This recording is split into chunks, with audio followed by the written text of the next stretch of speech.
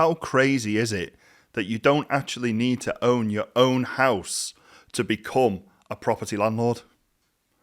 So a lot of people come to you who don't know what they're doing and don't know what they're talking about and aren't property landlords, or maybe started being property landlords back in 1852. And they all come to you with the same piece of gospel, which is, oh, you've got to own your own house if you want to be a landlord. Well, that's simply not true. And the reason I know this is because I've done it. I've done it successfully for 2 years already. And only at this stage now am I buying my own properties for me to live in. So let's start from the beginning. There's this myth that goes around that says if you want to own a house to rent it out, so to become a property landlord, you have to first own your own property. It's absolutely not true. It is not written anywhere in law. There is no guidance that says that this has to happen. But what actually happens is the pool of people or the pool of lenders who will lend you money, that reduces. That's what actually changes. So it may be that if you own your own house and you think, I'm going to invest in buying some more houses, there might be 100 lenders that are willing to loan you some money, mainly the high street banks and people that you've heard of. However, if you don't yet have your own house and you still want to become a property landlord, that is possible. But the number of lenders might be a lot smaller. So I have used companies, not necessarily these companies, but the companies I'm just going to name some, Shawbrook, Paragon, there's other sort of companies that you might not have heard of before, because you need a specialist broker to help you get them. What does a broker do? Well, certain lenders, they won't talk to you directly. This is the short version. They won't talk to you directly. They want to speak to an intermediary, if you like, somebody who understands business, finance, money, lending. So they'll only speak to them because they know that you might not understand that and you're going to take a load of time and energy from them, which they don't want to do. So they'll speak to a broker, but they won't speak to you.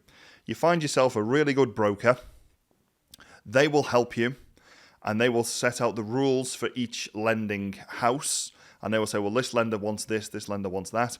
And very often, what I found in my experience is that lenders typically want you to be in work, earning at least £25,000 a year, at least.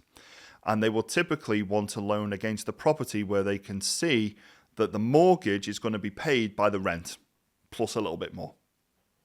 So let's say the rent is £500. The mortgage needs to be £375, just as an example. Some people are going to try and correct me, say, it's got to be 1.4. This is just a rough average for people, okay?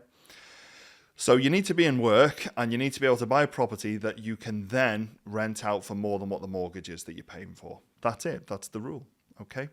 So it's not actually impossible to start off. This is what I was thinking, and this is what I've done, by the way. What I did, rather than save up money that sits in a bank and use that as a deposit for a property, what I actually did was something totally different. I used what was going to be the deposit for my own house.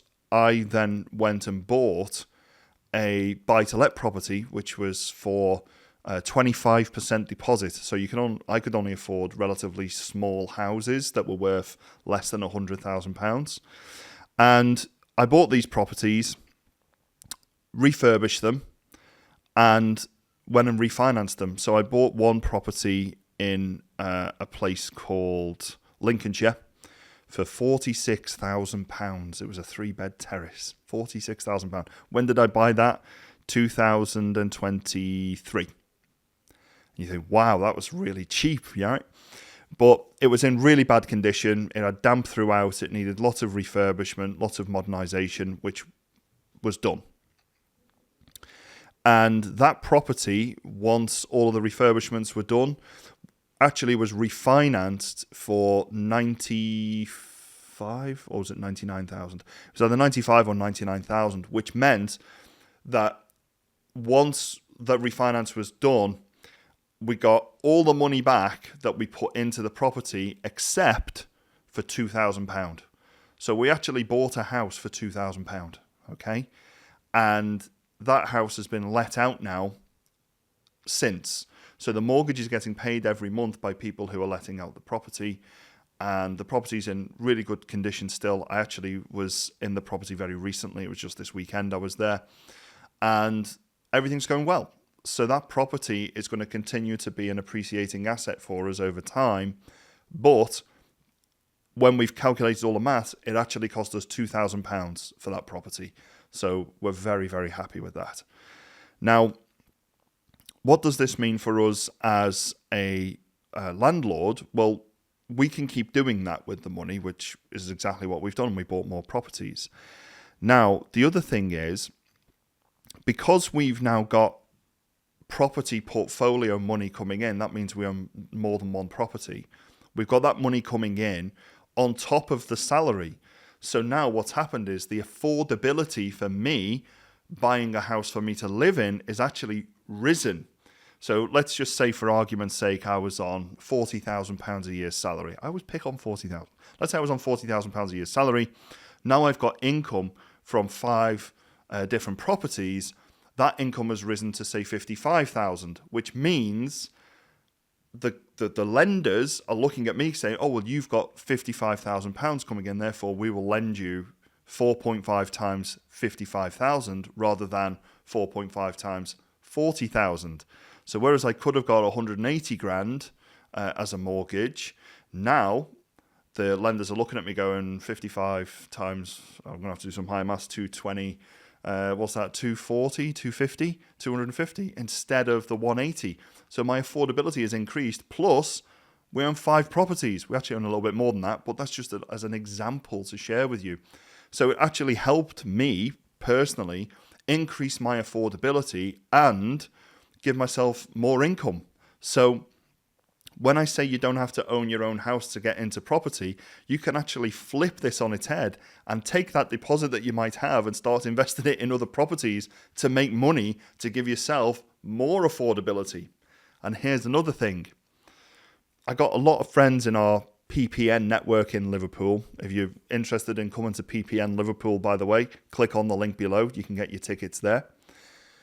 And some of our friends at the PPN network, they do a strategy called R2SA, Rent to Serviced Accommodation. And what that basically means, and I'm no expert at this by any stretch, but I love listening to their versions of what they do. They will take a property from a landlord. They will rent it out from them for a period of 5 years as a commercial agreement. It's a normal house, but they'll rent it as a commercial agreement. And they will pay the landlord a set fee every month, just like rent. But they will be accountable for all of the bills that happen for that property. So all the gas, electric, council tax, and so on. And they will also be responsible for the main refurbishment and repairs of that property. So what that means is they're now losing all the headache for the landlord. So the landlord's happy, they're just getting rent every month. They're going to be responsible for maintaining the property, and they use that property as serviced accommodation. And what that means in clear English for people like me is they'll put it on Airbnb, they'll put it on Booking.com, and they'll rent that out on a week-by-week or a day-by-day basis. And their hope is that they will generate more income from that than they do from all of the bills that they pay the landlord and all the other bills. And a lot of people are using that strategy at the moment. It is not a strategy I personally use, so I'm not saying that I do it. I do not do it. But a lot of my colleagues do. So this rent-to-serviced accommodation, the colleagues that I have, they've told me that they use between £8,000 and £13,000 to get that property up to the standard and start getting that let out. So an easy way to get into property for very little money, actually 8 to 10 grand or 8 to 13 grand, is a rent-to-SA model which generates an income. I got one colleague, I'm going to say props to Kurt now. So hi Kurt, lovely fella. He's actually in Florida at the moment learning about real estate in the United States because he's expanding his empire. And he's doing 20, 30 grand a month using this strategy. So, you know, there's a lot of things that you can do that people don't necessarily talk to you about. And other strategies, I've used this one personally, so I can talk about this with a tiny bit of authority. is something called the option to purchase. So what I do with this is we actually bought an entire business from a lovely fella, and his name was Raj. So shout out to Raj, you're a lovely guy, and so is his wife, by the way, Carol. She's a lovely lady. And they sold us their business, but they also owned the building that the business was based in. So what we said is, yes, we'll buy the business off you, but we would also like to buy the property in 5 years. We've agreed the price up front. So what that means is we pay rent every month for that building.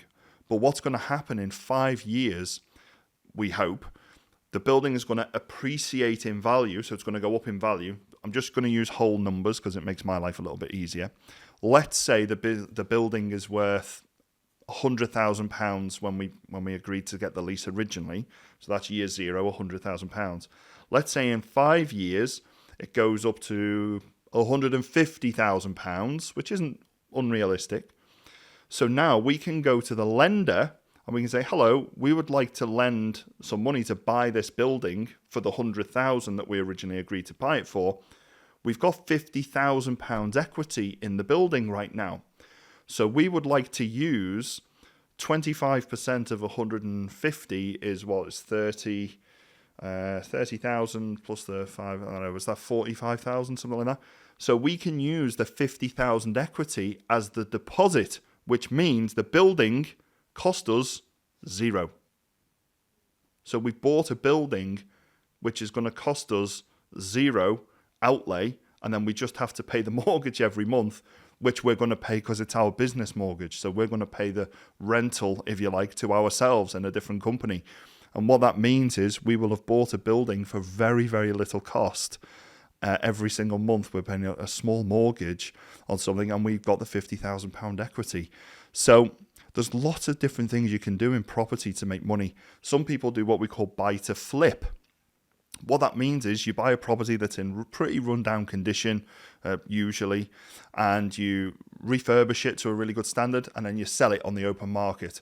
So taking that house we talked about in Gainsborough, we bought the house for £46,000. We spent 20-something thousand pounds on it. So let's say £66,000.